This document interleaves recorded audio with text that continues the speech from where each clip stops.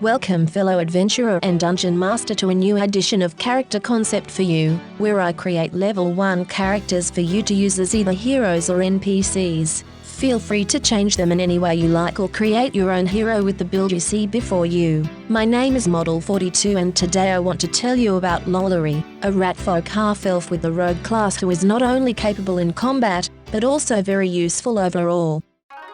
Before we begin, a hugely important announcement. I have noticed a lot of people are not watching more than 3 to 5 minutes of my videos, so I am going to make them shorter. Already having started with the last video, I will show each of the pages for about 10 to 20 seconds while talking about the concept and then going into the personalities, since this for me is the most important aspect. Holding the build together both in pieces of authenticity and entertainment. At the end of the video I flash in all pages of my character sheet sideways without transitions for about 5 seconds each, which should be enough time, so you can just stop the video, make an HD screenshot and convert them into any format you like. This way they stay completely free for you at all times. So let's dive right into it, my friends.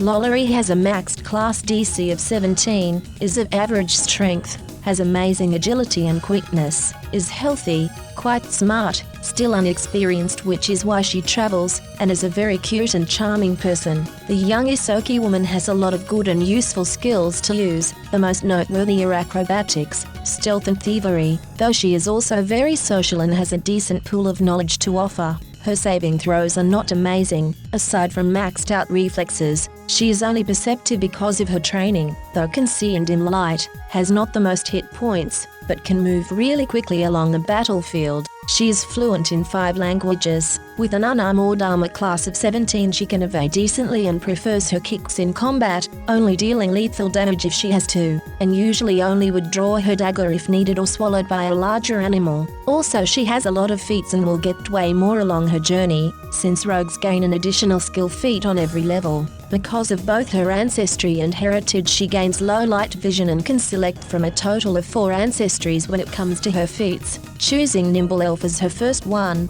increasing her speed by 5 feet, which is amazing. She gained the Catfall skill feat from being a martial disciple, shortening all her falls by 10 feet right now, also choosing Multilingual as her first level skill feat. As a rogue, if she used Deception or Stealth for initiative, she treats all creatures that did not act before her turn as flat-footed, which is amazing since her sneak attack bonus with agile and finesse weapons adds precision damage to flat-footed targets. Her racket is a thief, letting all her finesse weapons use dexterity to increase damage instead of strength, making her a deadly ally in combat. As first class feat which owes Tumble Through, giving her the option to use her acrobatics to flat-foot some targets, if fainting is not an option. She carries around 1 bulk and 2 light from her decent carrying capacity and has a wide variety of items and gear, most however are just for getting by or clothing. If you want to level her up as best you can, I highly recommend focusing on her dexterity and adding either the Monkin or Fighter dedication whenever you feel she might begin lacking behind,